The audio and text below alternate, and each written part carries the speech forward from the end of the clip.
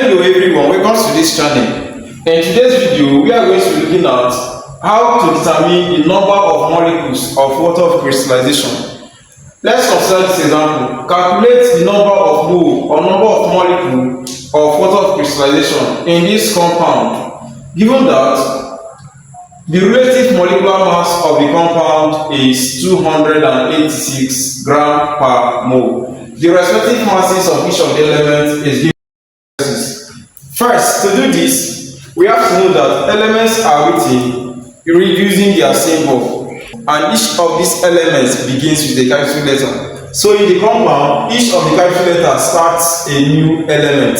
There are basically 1, 2, 3, 4, 5 elements in this compound: copper, sulfur, oxygen, hydrogen, oxygen in the compound. Let's determine the relative molecular mass of this compound. To determine the relative molecular mass, add each of the elements. From the compound, we have Cu plus sulfur plus oxygen, 4 atoms of oxygen, plus X, in parentheses, hydrogen, 2 molecules of hydrogen plus oxygen. Then let's substitute the masses. In parentheses, we have copper at 64 plus sulfur 32 plus oxygen is 16 times 4 plus X. Hydrogen is 1 times 2 plus oxygen is 16. Alright.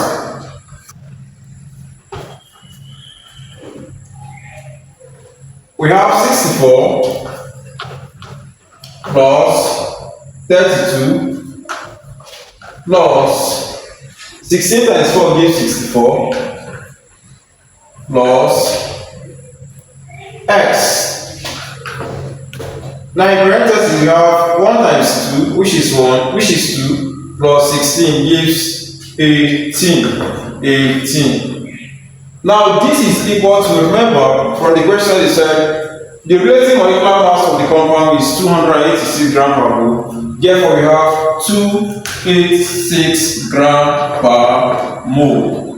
That is basically the molar mass of the compound. 64 plus 32 plus 64 gives 160 plus, in parentheses, X 18 equals 286. We can make X the subject. This is basically the same as 160 plus 18X equals 286. 286. Then we have 18x is equals 286 minus 160. 18x is equals 126. Therefore, we can make x subject by dividing two sides or both sides by the coefficient of x, which is 18.